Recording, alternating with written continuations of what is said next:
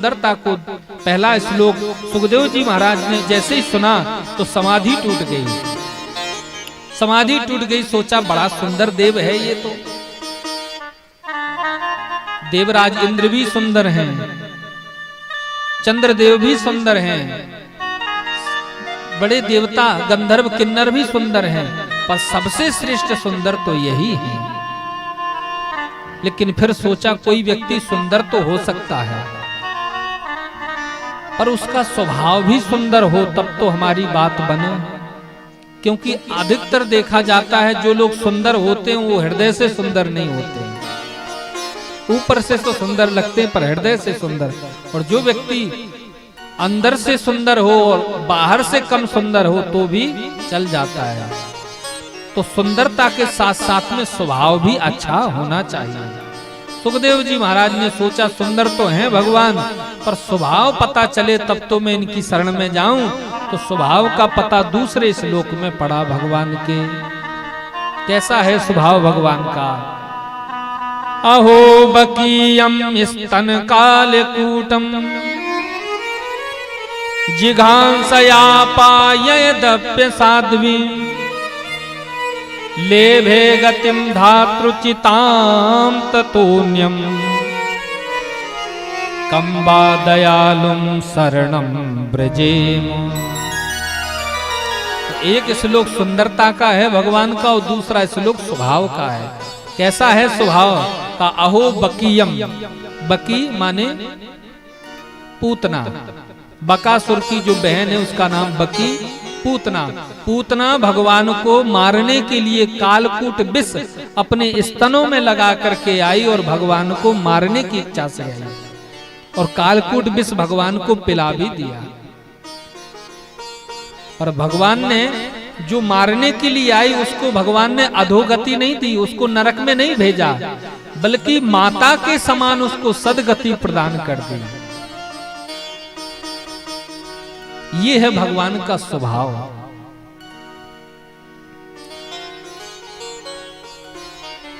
राम जी महाराज ने एक बार भी नहीं कहा कि मेरा सवेरे राज तिलक होना है तो मुझे आज वनवास क्यों दिया, वनवास का कारण क्या है, ये नहीं पूछा। माता से पूछा, माँ पिताजी की महाराज दशरथ इतने अस्वस्थ क्यों, इनको क्या हो गया? तो तुरंत कहा, बेटा इनको कुछ नहीं हुआ है, बस मैंने इनसे 2 वरदान मांगे हैं, वो ये नहीं दे पा रहे हैं, इसलिए अस्वस्थ हो गए। 2 वरदान? कैसे 2 वरदान? कहा पहला वरदान मैंने मांगा था कि भरत को राज तिलक हो जाए, तो इन्होंने कह दिया ठीक है, मेरा राम राज्य नहीं चाहता है, वह तो मेरे लिए सब कुछ त्याग कर देगा। फिर दूसरा वरदान हमने ये मांगा है कि राम जी राज्य तो छोड़ ही दें, जंगल में चले जाएं।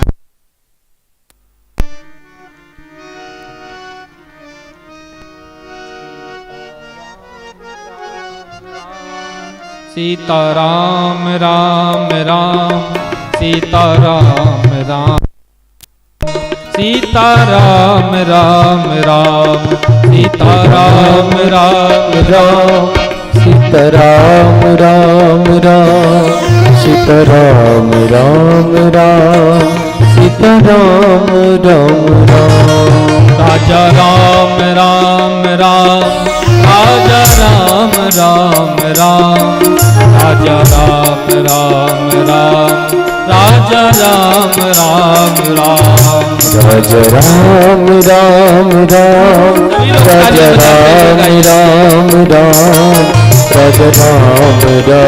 राम राजा राम राम राम राजा राम राम राम। सीताराम राम राम सीताराम राम राम सीताराम राम राम सीताराम राम राम सीताराम राम राम सीताराम राम राम सीताराम राम राम सीताराम राम राम।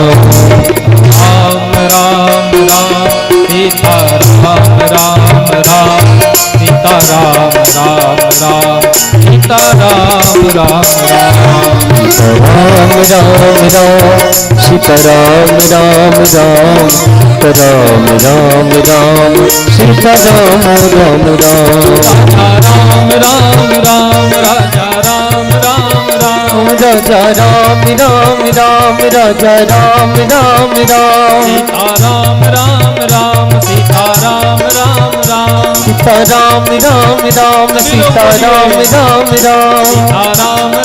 राम सीताराम राम राम सीताराम राम राम सीताराम राम राम सीताराम राम राम सीताराम राम राम सीताराम राम राम सीताराम राम राम सीताराम राम राम सीताराम राम राम राम राम हरि बोल राम राम राम राजा राम राम राम राजा राम राम राम सीताराम राम राम राजा राम राम राम सीताराम राम राम राजा राम राम राम राम राम राम सीताराम राम राम सीताराम राम राम सीता राम राम बोलो राघवेंद्र सरकार की जय हो। तो राम जी महाराज ने एक बार भी नहीं पूछा कि मुझे वनवास क्यों दे दिया, मेरी गलती क्या थी इसमें। पर राम जी महाराज को जब माता ने बताया कि दूसरा वरदान पिताजी नहीं देना चाहते हैं इसीलिए अस्वस्थ हैं, राम जी महाराज ने कहा पिताजी ने अगर ये वरदान दिए हैं तो पुत्र का धर्म बनता है कि पिता की बात को, पिता की प्रतिज्ञा को पूरा करे, ये पुत्र का धर्म बनता है। और राम जी महाराज उसी समय जंगल की ओर प्रातः काल चले गए। तो ये है ठाकुर जी का स्वभाव। तो पूतना मारने के लिए आई भगवान कृष्ण को, पर भगवान कृष्ण ने उसको नरक में नहीं भेजा। जो माता देवकी को भवन दिया, जो माता कौशल्या को भवन दिया, वो माता के समान सदगति प्रदान करी। ऐसा कौन होगा भगवान के अलावा। तो भगवान सुंदर भी हैं और उनका स्वभाव भी बहुत सुंदर है। ऐसो को उदार जग माही, बिन सेवा जो द्रव्य दीन पर, राम सरिस को नाही। ऐसो को उदार जग माही, बिन सेवा जो द्रव्य दीन पर। महाराज घर में हम आप कुछ काम नहीं करते तो घर वाले नाराज होने लगते, पड़ा पड़ा खाता रहता है ना कुछ काम करता है ना। चाहे माता पिता अगर कुछ नहीं करते हैं तो लड़के बहू नाक से कोरने लगते, देखो तो बस दोनों टाइम खाने को गरम गरम मिल जाती है, ये नहीं कि खेत तक चले जाएं, खेत ही देखे आवे हैं। और अगर बालक कुछ नहीं करता है तो माता पिता चिल्लाने लगते। पर हमारे ठाकुर जी तो बिन सेवा, बिना सेवा के ही, बिन सेवा जो द्रव्य दीन पर, राम सरिस को नाही। ऐसो को उदार जग मां। ऐसे हमारे ठाकुर जी हैं। अब तो सुखदेव जी महाराज से रहा नहीं गया, दौड़ पड़े, समाधि टूट गई, दौड़ पड़े और आकर के कहने लगे शिष्यों से, भैया हमें भागवत जी के और श्लोक सुनाओ, ऐसे और श्लोक सुनाओ। कहा हमारे गुरुजी ने तो हमें 2 ही श्लोक याद कराए थे, सो हमने सुना दी, अगर और सुनना चाहे तो हमारे गुरुजी के पास चलिए। हरे रे गुणा चित्त मतिर भगवान बादरायण ही, अध्यगान महदाख्यानम नित्यं विष्णु जनप्रियः। आत्मा रामास्य मुनियो निर्ग्रंथा अप्यनुक्रमे, कुर्वन्ते हेतु किं भक्तिम इत्थं भूत गुणो हरि। दौड़ पड़े सुखदेव जी महाराज और आ गए अपने पिता वेदव्यास जी के पास। देखा रे ये तो मेरे पिताजी हैं, चरणों में प्रणाम किया। कहा पिताजी मैं मोह से नहीं आया आपके पास, ना मुझे पिता की याद आई थी, मुझे तो उन नंद नंदन श्याम सुंदर की याद आई है जिसके कारण मैं आया हूँ, मुझे भागवत की आप कथा सुना दीजिए। कहा बेटा ये 18,000 श्लोकों की जो संहिता बनाई है वो तुम्हारे लिए है, तुम्हारे जैसे परमहंस महात्माओं के लिए है, बेटा इसको श्रवण कर लो। महाराज श्रवण कर लिया। सुखदेव जी महाराज को सबसे श्रेष्ठ कहा गया है विरक्त संतों में, क्योंकि ये ऐसे संत हैं जो कि जवान अवस्था में हैं, युवा अवस्था में हैं, फिर भी इनके जीवन में कोई विकार नहीं है। गोस्वामी तुलसीदास जी महाराज ने एक चौपाई में सभी संतों को रखा है, और जो 1 नंबर का है उसको 1 नंबर पे, जो 2 नंबर का है उसको 2 नंबर पे, जो 3 नंबर का है, फर्स्ट सेकंड थर्ड होता है ना, तो वैसे ही गोस्वामी तुलसीदास जी महाराज ने रखा है। सुख सनकादि भगत मुनि नारद, सुख सनकादि भगत मुनि नारद, सुख सनकादि भगत मुनि नारद, सुख सनकादि भगत मुनि नारद, जे मुनिवर भी ज्ञान विशारद, जे मुनिवर ज्ञान विशारद, जे मुनिवर भी ज्ञान विशारद, जे मुनिवर ज्ञान विशारद, सुख सनकादि भगत मुनि नारद, सुख सनकादि भगत मुनि नारद, सुख सनकादि भगत मुनि नारद, सुख सनकादि भगत मुनि नारद, सुख सनकादि भगत मुनि नारद, सुख सनकादि भगत मुनि नारद, जे मुनिवर भी ज्ञान विशारद, जे मुनिवर ज्ञान विशारद, सुख सनकादि भगत मुनि नारद, सुख सनकादि भगत मुनि नारद, सुख सनकादि भगत मुनि नारद, सुख सनकादि सकल मुनि नारद, मुनि नारद, भगत मुनि नारद, सुख सनकादि भगत मुनि नारद। तो सबसे पहला नाम लिया है सुक, माने सुखदेव जी महाराज। सनकादिक माने सनक, सनंदन, सनातन और सनत कुमार। और तीसरा नाम लिया है भगत मुनि नारद।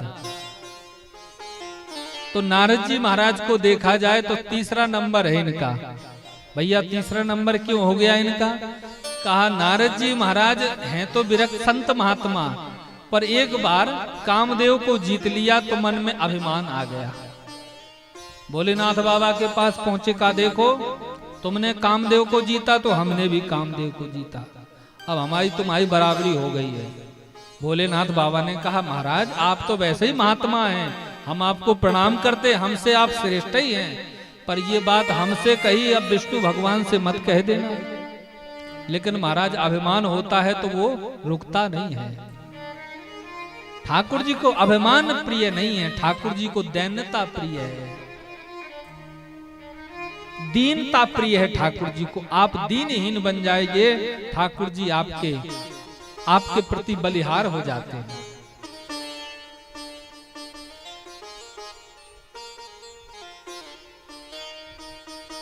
महाराज सूरदास जी के पास में ना काम है ना क्रोध है, लेकिन फिर भी वो क्या कहते हैं, मौसम कौन कुटिल खल कामी, मौसम कौन कुटिल खल कामी, जिन तन दियो ताहे बिसरायो, ऐसो नमक हरामी। सूरदास जी महाराज तो कितने बड़े संत हुए, लेकिन फिर भी अपने आप को क्या समझ रहे हैं।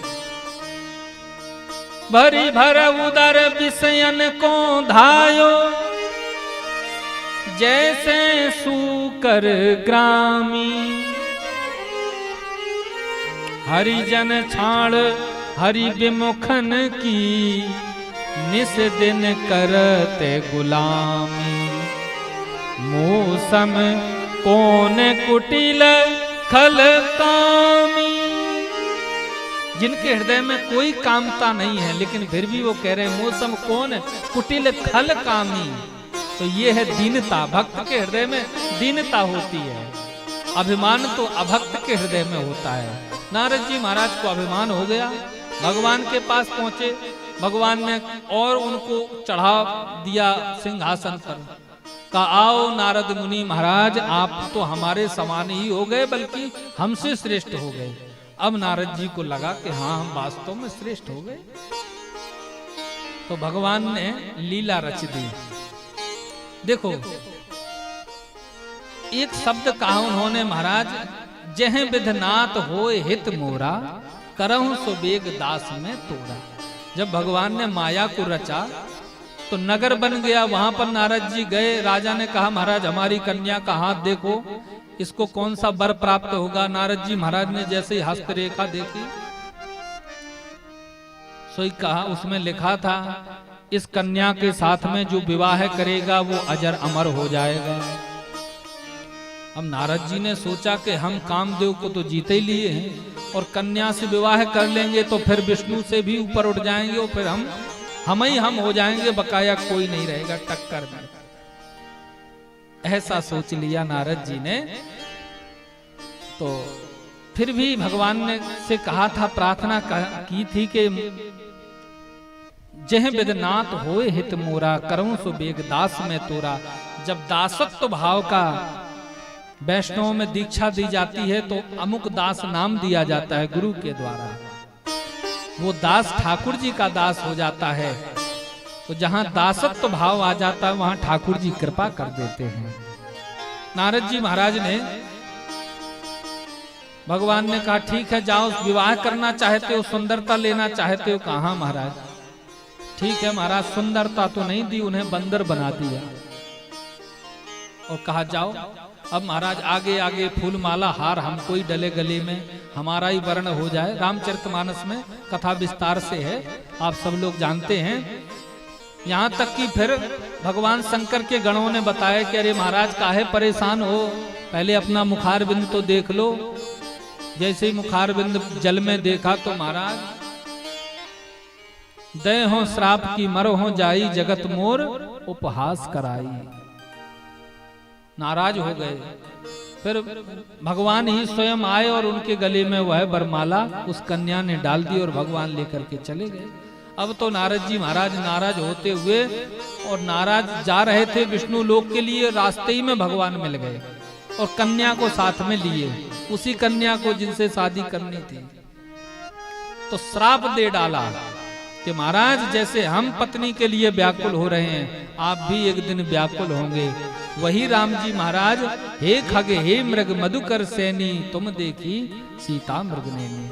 इस प्रकार से तो इनकी इच्छा हुई विवाह करने की, अभिमान आने के कारण इसलिए इनको तीसरे नंबर पर नाम लिया है गोस्वामी तुलसीदास जी महाराज ने। सुख सनकादि भगत मुनि नारद।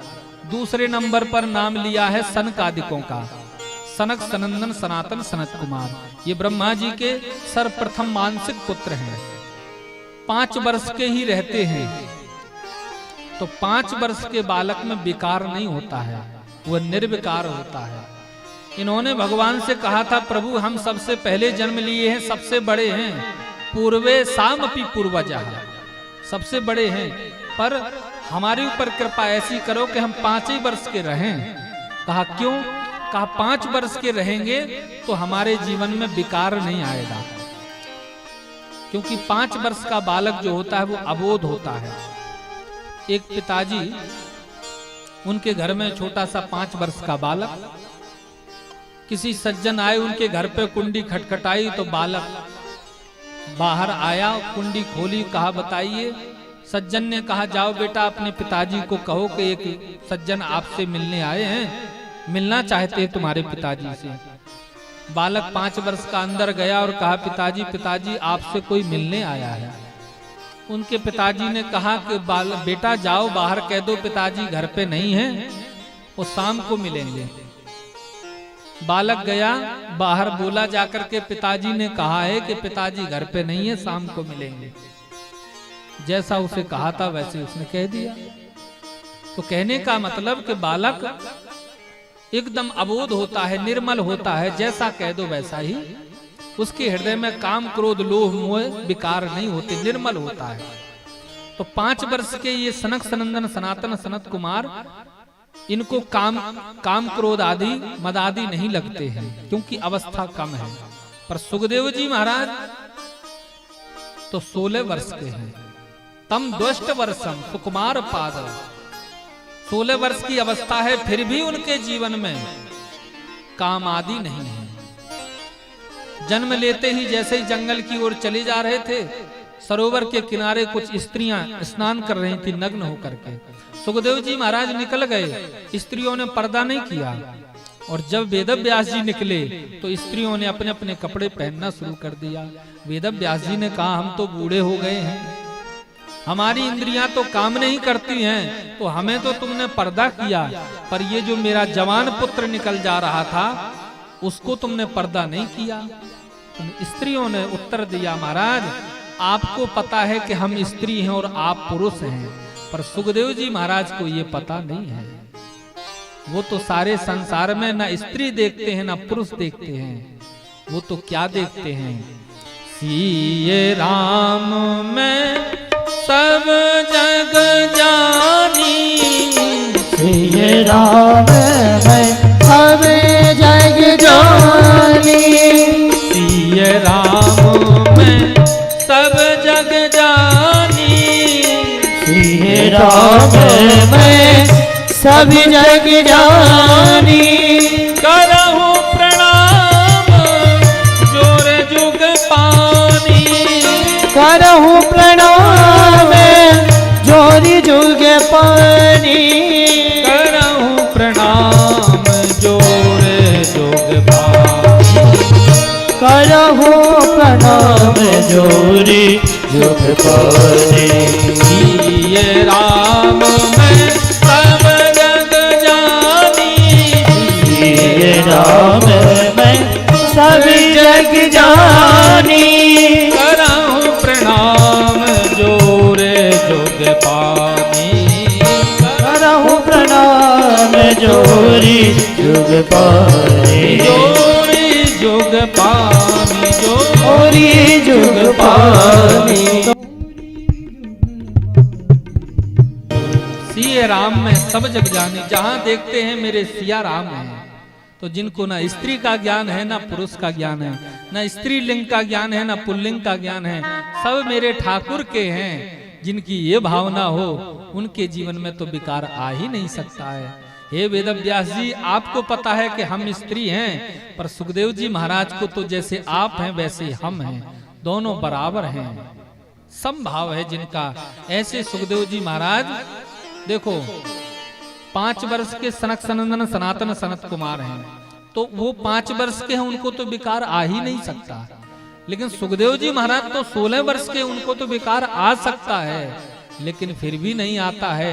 तो श्रेष्ठ कौन हुआ? श्रेष्ठ सुखदेव जी महाराज हुए। देखो हमें या आपको शुगर की बीमारी हो और हम आप कहें कि हम तो भैया मिठाई छूते ही नहीं हैं, हम तो मिठाई खाते नहीं हैं, तो क्या ये श्रेष्ठता है? मिठाई खाएंगे तो क्या होगा? शुगर और बढ़ जाएगी, और शुगर बढ़ जाएगी तो फिर क्या होगा? चक्कर आने लगेंगे, और चक्कर आने लगेंगे तो फिर व्यक्ति गिर जाता है। तो शुगर की बीमारी वाला व्यक्ति कहे कि हम मिठाई नहीं खाते हैं, तो खाएगा अगर तो मर जाएगा, मर जाएगा कि नहीं? लेकिन जिसको शुगर ना हो और वो व्यक्ति कहे कि हम मिठाई नहीं खाते हैं, तब तो महाराज श्रेष्ठता है। क्योंकि उसको कोई बीमारी नहीं है, फिर भी उसने त्याग दिया है। कहने का मतलब ये है कि सनक सनंदन सनातन कुमार को तो विकार आ नहीं सकते, क्योंकि उनकी अवस्था 5 वर्ष की है। लेकिन सुखदेव जी महाराज को विकार आ सकते हैं, फिर भी वो उनके जीवन में कोई विकार नहीं है, इसलिए वो सबसे श्रेष्ठ हैं। बोलिए सुखदेव जी महाराज की जय हो। अब ये तो वर्णन सुखदेव जी महाराज का हुआ। उन्होंने भागवत की कथा को श्रवण करके और जंगल की ओर चले गए। अब महाराज परीक्षित जी ने कथा सुखदेव जी महाराज के द्वारा कैसे श्रवण की, उनका जन्म कर्म कृपा करके वर्णन करें।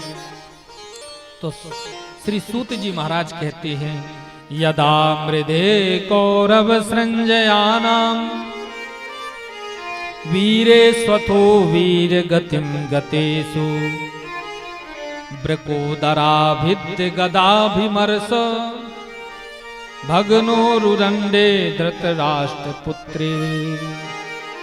का उस समय की बात है जिस समय कौरव और पांडवों का युद्ध चल रहा था।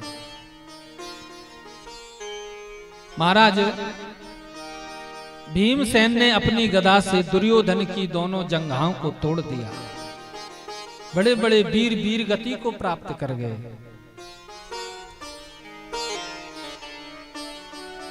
ब्रकोदराभिद्य गदाभिमर्श भग्नोरुरंडे धृतराष्ट्र पुत्रे। धृतराष्ट्र पुत्रे दुर्योधन। दुर्योधन की दोनों जंघाओं को तोड़ दिया भीमसेन ने अपनी गदा से। उस समय की बात है जब दुर्योधन अपनी एक एक श्वास गिन रहा था कि अब बस मेरा अंत होने वाला है। द्रोणाचार्य का पुत्र अश्वत्थामा उस समय आया और कहा, अरे दुर्योधन, तुमने कर्ण को मंत्री बनाया, अगर तुम मुझे मंत्री बना देते तो तुम 100 भाई थे, जिसमें से 99 मर चुके हैं और तुम भी मरने वाले हो। अभी भी कुछ नहीं बिगड़ा। अगर मुझे तुम अपना मंत्री स्वीकार कर लो तो मैं 5 पांडवों को मार करके उनके सिर तुम्हारे सामने रख दूंगा। अच्छा, तुरंत उसने अपने रक्त से उसका तिलक कर दिया द्रोणाचार्य के पुत्र अश्वत्थामा का और कहा, जाओ, मेरी अंतिम इच्छा भी यही है कि मुझे पांडवों के सिर मिल जाएं तो मैं प्रसन्नता होकर के वीर गति को प्राप्त करूंगा। यहां से महाराज अश्वत्थामा चला। इसने सोचा पांडव तो 5 हैं, मैं अकेला हूं, तो काक उलूकन न्याय से महाराज बहुत से कौआ रात्रि में पेड़ पर सोते हैं और उल्लू को रात्रि में दिखता है तो वह कौओं पर वार करता है और कौओं को मार देता है। ठीक उसी न्याय से इसने भी रात्रि में जाकर के पांडवों को मारने की कोशिश की। तो जहां पांडव सोते थे आज वहां पांडवों के पुत्र भगवान द्वारकाधीश ने सुला दिया। इसने सोचा कि पांडव सो रहे हैं तो 5 पांडवों के पुत्रों का सर धड़ से अलग कर उनके सिरों को लेकर के आया और दुर्योधन के सामने रख दिया। लो महाराज, जो काम आपने नहीं कर पाया वो मैंने करके दिखा दिया। दुर्योधन ने देखा, लाओ तो भीमसेन का सिर मेरे हाथों में रखो, मेरी दोनों जंघाएं उसने तोड़ दी, मैं उसको जीवित नहीं छोड़ूंगा। जैसे ही महाराज भीमसेन के पुत्र का सिर दिया तो महाराज उसने उसको फोड़ दिया। कहा, ये भीमसेन का सिर नहीं हो सकता है, क्योंकि भीमसेन इतना कमजोर नहीं है। अरे मूर्ख, तुमने तो उनके पुत्रों का वध कर दिया है। अब महाराज वह वीर गति को प्राप्त हो गया। दुर्योधन वीर गति को प्राप्त हो गया। यहाँ जिनके 5-5 पुत्र मारे गए हैं, ऐसे पांडवों की और द्रौपदी कुंती बुआ की क्या स्थिति होती है उसका वर्णन श्री सूत जी महाराज करते हैं सौनकादिक ऋषियों से। प्रातः काल जैसे हुआ तैसे ही माता ने सोचा कि मेरे बच्चे अभी तक सो रहे हैं, सूर्य उदय हो गया है, दोपहर होने को जा रही है, जाग क्यों नहीं रहे हैं। तो माता गई है और जाकर के देखा तो क्या देखा, माता शिशूनाम निधनम सुतानाम निशम्य घोरम परितप्यमाना तदारुरद्बाष्प कलाकुलाक्षी ताम सांत्वयन्नाह किरीटमाली। द्रौपदी ने महाराज 5-5 पुत्रों को सर से धड़ अलग करके देखा तो चीख पड़ी, चिल्ला पड़ी। महाराज एक पुत्र की वेदना हर मां जानती, जिसके 5-5 पुत्र मारे गए उसको उसके ऊपर क्या बीतती होगी। बड़ी जोर से चीख पड़ी, मेरे पुत्रों का वध करने वाला कौन है, मेरे पुत्रों को किसने मार दिया। 5 पांडव दौड़े, देवी देवी क्या हो गया।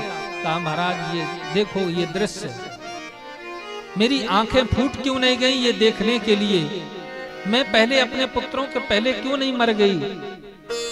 अर्जुन ने तुरंत प्रतिज्ञा कर ली, मेरे बालकों को जिसने मारा है सूर्य अस्त के पहले पहले मैं उसका वध करूंगा, अगर नहीं कर पाया तो स्वयं चिता पर बैठ करके जल करके भस्म हो जाऊंगा।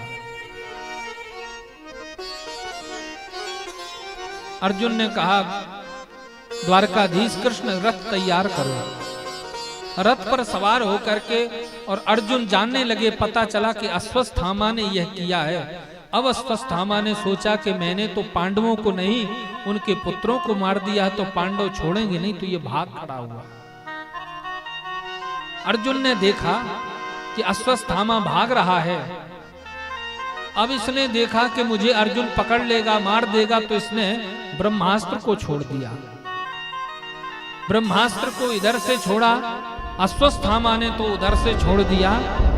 अर्जुन ने दोनों ब्रह्मास्त्र लड़ने लगे। अब यहां त्रिलोकी में हाहाकार होने लगा, क्योंकि महाराज जब युद्ध होता है तो अनायास जीवों की हत्या होने लगती है। आप लोग खबरों में रोज सुन रहे हैं, पढ़ रहे हैं, रूस का और यूक्रेन का युद्ध चल रहा है। आज 17-18 दिन हो रहे हैं, बराबर चल रहा है। कितने सैनिकों की बलि चढ़ गई उसमें, कितना सर्वनाश हो रहा है। युद्ध में केवल क्षति होती है और कोई फायदा नहीं होता। कौरवों पांडवों का युद्ध हुआ तो क्या हुआ, कितने अक्षौहिणी सेना मारी गई।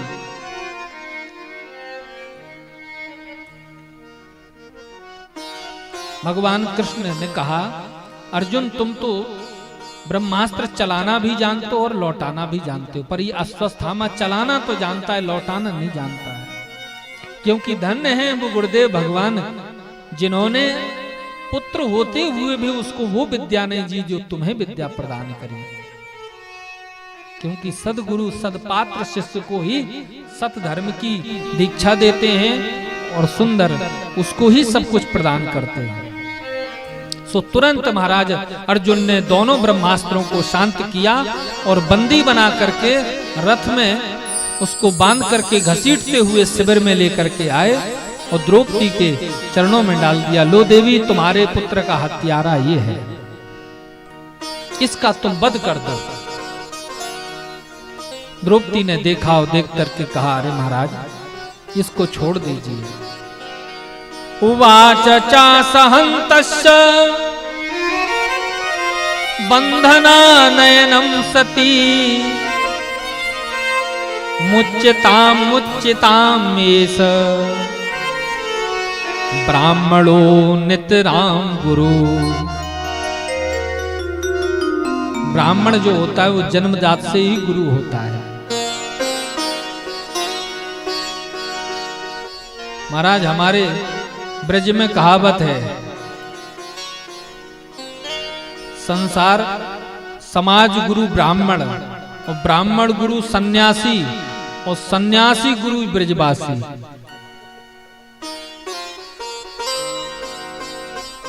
तो ब्राह्मण जन्म से ही गुरु होता है, समाज को सुधारक होता है, समाज को सदमार्ग पर चलाने वाला होता है। इसलिए महाराज ब्राह्मण का वध नहीं करना चाहिए। मुच्यताम में से इसको छोड़ दीजिए, छोड़ दीजिए, छोड़ दीजिए। देखो, माताओं के हृदय में बड़ी करुणा होती है, बड़ी दया होती है, ये भक्ति स्वरूपा होती है, ये आदि शक्ति स्वरूपा होती हैं। इनके हृदय में वात्सल्यता होती है, करुणा होती है। पुरुषों से अधिक माताओं में भक्ति अधिक होती है, क्योंकि भक्ति स्वरूपा होती है। मां के हृदय में आज उसको देख करके दया आ गई। महाराज इसको इसलिए छोड़ दीजिए कि इसकी मां का ये एक ही सहारा है। मेरे पुत्र मर गए हैं तो मेरे सहारे अभी मेरे पति हैं, पर इसके तो पिता द्रोणाचार्य जी महाराज वीर गति को प्राप्त कर गए। द्रोणी मां इसी के भरोसे जीवित है, अगर ये भी मर जाएगा तो उसका कोई सहारा नहीं रहेगा। स्त्री के जीवन में 3 सहारे होते हैं। जब वो जन्म लेती है तो पिता का, भाई का सहारा होता है उसके लिए। जब उसका विवाह हो जाता है तो उसका पति सहारा होता है, और अगर पति नहीं रहता है तो उसका पुत्र सहारा होता है। स्त्री को कभी स्वतंत्र नहीं कहा गया है शास्त्रों में। अगर स्त्री स्वतंत्र हो जाती है तो महावृष्टि भई फूट कियारी, जिम स्वतंत्र भय विग्रह नारी। तो कोई ना कोई अवलंब उसको सहारा बनाया गया है। तो मेरे तो पति सहारा है, पर इस अस्वस्थामा का तो, इसकी माँ का तो केवल यही सहारा है। इसलिए महाराज मैं माँ हूँ, एक दूसरी माँ की पीड़ा को समझ सकती हूँ। चाकी कबू न फटी बिमाई, तो का जाने पीर पराई। इसलिए महाराज इसको छोड़ दीजिए।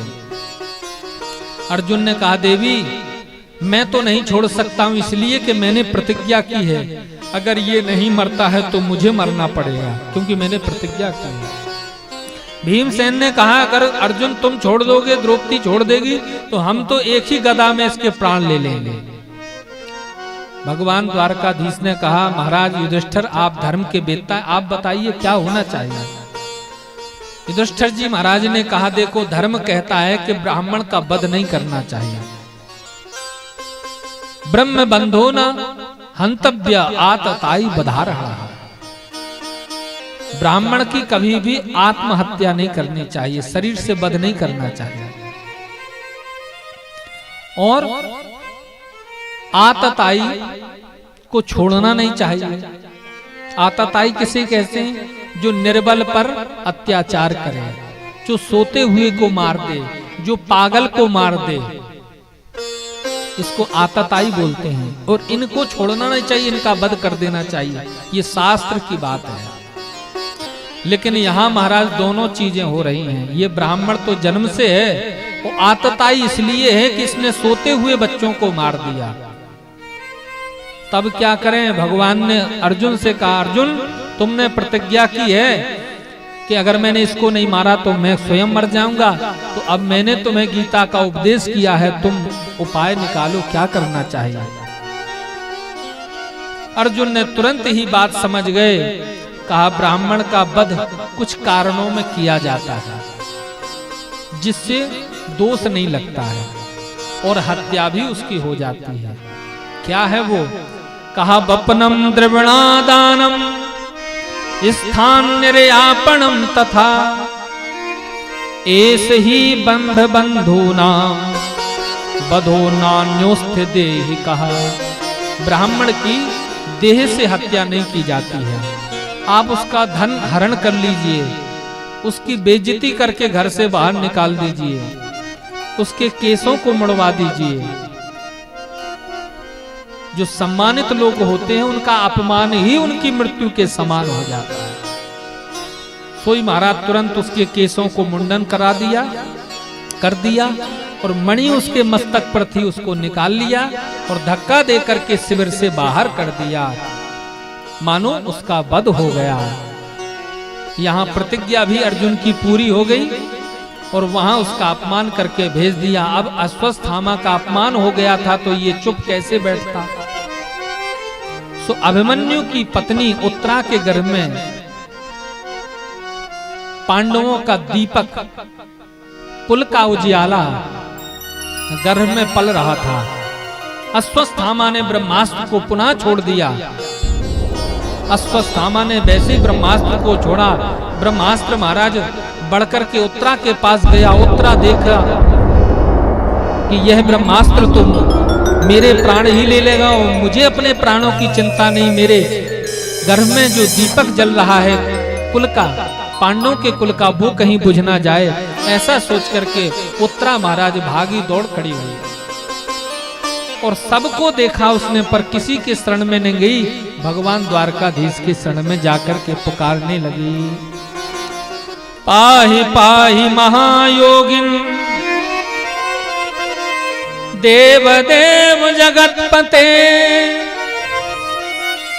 नान्यं त्वद्भयं पश्ये यत्र मृत्यु परस्परम।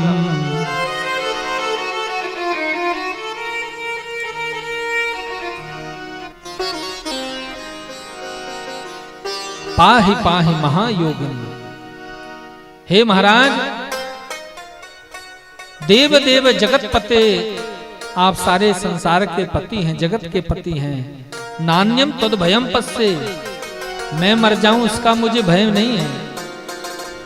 यत्र मृत्यु परस्परम, जो आया है उसको तो जाना निश्चित है, लेकिन ये जो पांडवों का कुल का दीपक है इसकी रक्षा कर लीजिए। भगवान ने कहा देवी चिंता मत करो। भगवान ने चक्र सुदर्शन को छोड़ा। चक्र सुदर्शन भी महाराज ब्रह्मास्त्र से रक्षा नहीं कर पाया। तब भगवान ने सोचा कि अब तो मुझे ही अपने भक्त की रक्षा करना पड़ेगा। तो भगवान ही स्वयं उत्तरा के गर्भ में प्रवेश किए और उत्तरा के जो ब्रह्मास्त्र था उससे उत्तरा के गर्भ की भगवान ने रक्षा की और सकुशल भगवान ने उनको स्वस्थ किया और कहा देवी अब तो तुम्हें कोई कष्ट नहीं है। उत्तरा ने कहा महाराज जब आप जहां कृपा करो वहां कौन मर सकता है, उसके ऊपर तो आपकी कृपा होती है। देखो धन्य है उत्तरा।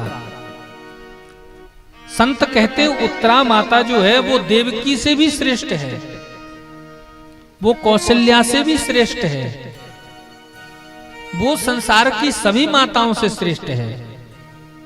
कहा क्यों? कहा देखो कौशल्या माता ने राम जी को जन्म दिया है, देवकी मैया ने भगवान कृष्ण को जन्म दिया है, पर उत्तरा धन्य है जिसने भक्त और भगवान दोनों को जन्म दिया है। भक्त परीक्षित जी महाराज गर्भ में हैं और भगवान स्वयं उस गर्भ में प्रवेश करते हैं, तो उस गर्भ में भक्त और भगवान दोनों विद्यमान हैं, तो सबसे श्रेष्ठ माता उत्तरा है। भगवान ने उत्तरा के गर्भ की रक्षा की और भगवान आज जाने लगे द्वारका के लिए। हस्तिनापुर का राज्य युधिष्ठिर जी महाराज को प्राप्त हो रहा है। जैसे ही भगवान जाने लगे वैसे ही कुंती बुआ सामने आकर के खड़ी हो गई और कहने लगी महाराज अरे द्वारकाधीश कृष्ण, अभी तक तो मैं जानती थी कि मेरा तुम भतीजे हो, मैं तुम्हारी बुआ हूं, तुम मेरे भैया वसुदेव के पुत्र हो, तुम नंद बाबा के पुत्र हो, मेरे भतीजे लगते हो, मैं तुम्हारी बुआ लगती हूँ, पर आज तो मैं जान गई तुम कौन हो। जब जब जानने की कोशिश की तब तब तुम्हारी माया ने मुझे जानने नहीं दिया, लेकिन अब मैं जान गई हूँ। स्तुति करने लगी कुंती बुआ।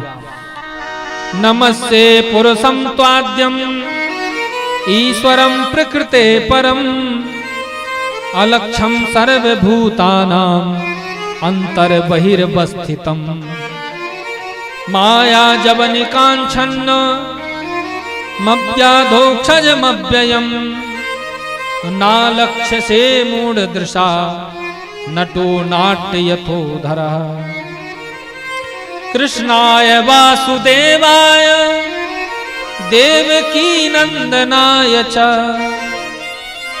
नंद गोप कुमाराय गोविंदाय नमो नमः। कुंती बुआ ने बड़ी सुंदर स्तुति गाई। कहा महाराज नमस्ते पुरुषम त्वाद्यम ईश्वरम प्रकृते परम। पुरुषम, हे महाराज आप ही एक परम पुरुष हैं।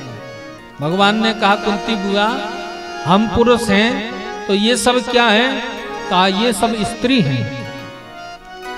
कहा जो तुम्हारे बालक हैं पांडव हैं ये सब स्त्री हैं। कहा हाँ, ज्ञान की दृष्टि से आज बोल रही कुंती बुआ, कह रही इसलिए स्त्री हैं कि संसार में जितने भी जो कुछ भी हैं, चाहे स्त्री हो चाहे पुरुष हो, आत्मा स्वरूप है। और आत्मा स्त्री सूचक होता है और परमात्मा पुरुष सूचक होता है। तो भगवान ही एक परमात्मा पुरुष हैं, बकाया सब स्त्री आत्माएं हैं। जैसे जल होता है, जल को घड़े में डाल दो तो घड़े का पानी कहाने लगता है, लोटा में डाल दो तो लोटे का पानी कहाने लगता है, तालाब में डाल दो तो तालाब का पानी कहाने लगता है, बाल्टी में डाल दो तो बाल्टी का पानी कहाने लगता है। उसी प्रकार से आत्मा स्त्री के शरीर में प्रवेश करती है तो स्त्री कहलाने लगती है, पुरुष के शरीर में प्रवेश करती है तो पुरुष कहलाने लगती है। वही आत्मा पशु के शरीर में प्रवेश करती तो पशु कहलाने लगती है, पक्षी के शरीर में प्रवेश करती है तो पक्षी कहलाने लगती है। अपितु वह आत्मा ही जिस जिस शरीर को धारण करती है उसको नाम संज्ञा से जानी जाती है। लेकिन वस्तुतः देखा जाए तो आत्मा एक ही है। उसी प्रकार से परमात्मा पुरुष है और आत्मा स्त्री है। जब मीराबाई पहुंची वृंदावन में तो रूप गोस्वामी जी